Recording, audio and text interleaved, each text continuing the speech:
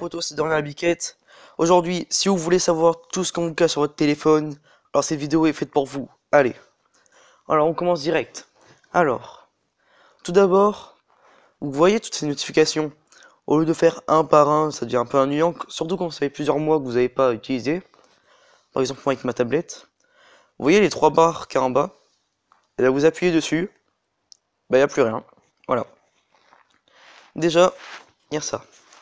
Après, je sais pas si vous le savez, mais en haut, là, le logo de l'engrenage, ça vous envoie direct dans les paramètres.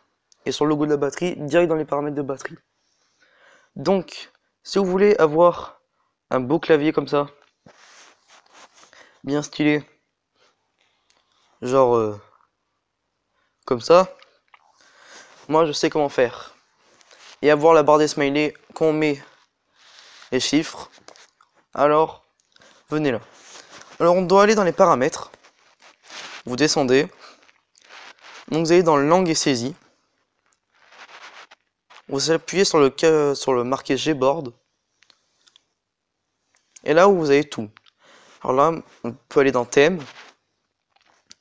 Donc de base, normalement, c'est comme ça. Blanc. Donc là, après, vous avez plusieurs coloris au choix. Vous avez plusieurs coloris. Donc après, ils sont sympas aussi, les coloris. Et après, vous pouvez mettre une image personnalisée.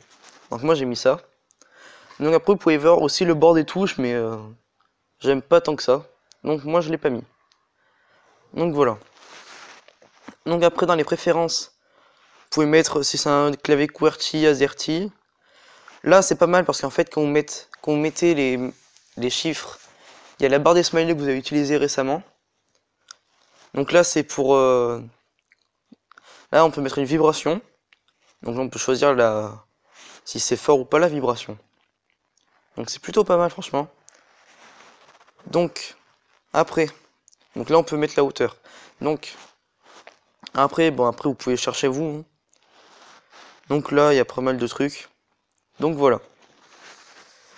C'est tout. Donc, après, vous voyez l'endroit où il y a marqué option pour les développeurs. Alors ça, normalement, vous l'avez pas. Vous devez aller dans à propos du téléphone. Et là, vous allez sur un numéro de build et vous mitraillez. Donc moi, je suis déjà un développeur. Donc ça sert à rien. Donc après, vous aurez ça. Vous pouvez aller dessus. Donc vous activez. Et là, vous descendez jusqu'à trouver ça. Échelle, durée, animation, transition et fenêtre. Donc de base, c'est 1 fois. Enfin, c'est la vitesse normale. Donc quand vous mettez en 0,5, ça va faire super rapide. Et quand vous mettez en 10, ça va être super lent. Regardez. Regardez comme c'est lent. Regardez quand je fais ça. Vous voyez la lenteur? Et puis on peut mettre aussi en super rapide. D'ailleurs, je crois que ça va être un peu mieux. Voilà. C'est déjà un peu mieux. Donc voilà. Donc ça, c'est bon. Donc après, vous pouvez aller dans accessibilité. Et donc là, vous avez pas mal de trucs. Par exemple, que les textes soient tous en noir. Ou alors entourés de noir. Vous voyez? Donc, moi, je vais désactiver. Là, vous pouvez agrandir les caractères.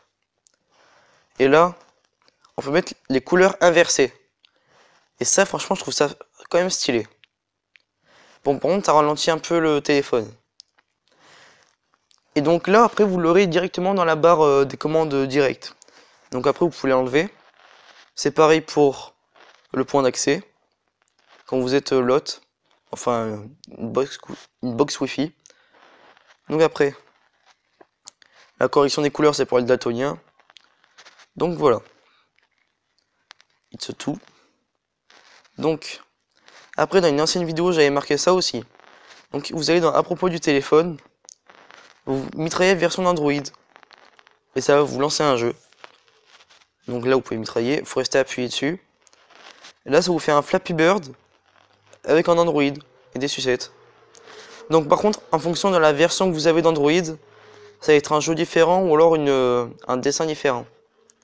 Donc voilà. Donc ça, c'était pour les jeux. Donc, qu'est-ce que je voulais dire d'autre? Bah, abonnez-vous. Je rigole. Donc après, vous êtes dans sécurité. Et là, vous allez sur info propriétaire. Et donc en fait, quand vous allez allumer votre téléphone, il y aura marqué ce que vous voulez. Par exemple, moi je vais marquer abonnez-vous à ma chaîne gaming. Oui, il n'y a pas de pub. Donc là, vous voyez, c'est mis. Donc là, attendez. Et là, regardez, je vais éteindre. Et donc là, vu que je pouvais pas enregistrer, vous voyez quand même que ça a été mis. Voilà. Donc après, ça vous marquer le message que vous avez voulu. Et donc après, une dernière petite astuce. Si vous voulez avoir plus de stockage, donc là, vous voyez, donc là, il y a tout, les applis, les images et tout.